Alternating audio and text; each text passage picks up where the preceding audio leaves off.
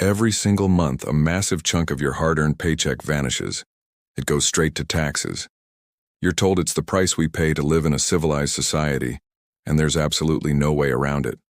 But what if I told you that multi-billion-dollar tech giants and the world's richest individuals pay less percentage in tax than a school teacher or a barista? And the craziest part? It is 100% legal. Welcome back to FinDoodle Academy. Today we are breaking down the exact corporate loopholes, shell companies, and offshore strategies the ultra-wealthy use to protect their millions. To understand this wizardry, you first need to understand a tool called a shell company. Imagine a normal business has employees, offices, and inventory. A shell company has none of that. It's literally just a piece of paper. It's a legally registered corporation that exists only on a server or inside a mailbox, usually located in a tiny island country. The rich use these shell companies to separate their personal identity from their wealth. Because under the law, a corporation is a separate person. Let's look at how a massive tech company avoids tax using what's called intellectual property, or IP.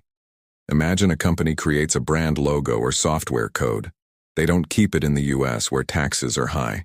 They transfer the ownership of that logo to their shell company in an island paradise with 0% corporate tax.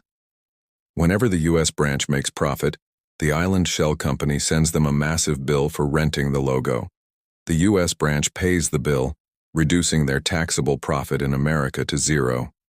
Meanwhile, all the real profit is sitting safely in the vault. Wealthy individuals use a domestic structure called a holding company. Think of a holding company as an umbrella corporation. If one of your small businesses gets sued, your wealth is safe because it belongs to the holding company upstairs. Average people earn money as an individual, get taxed immediately, and spend what's left.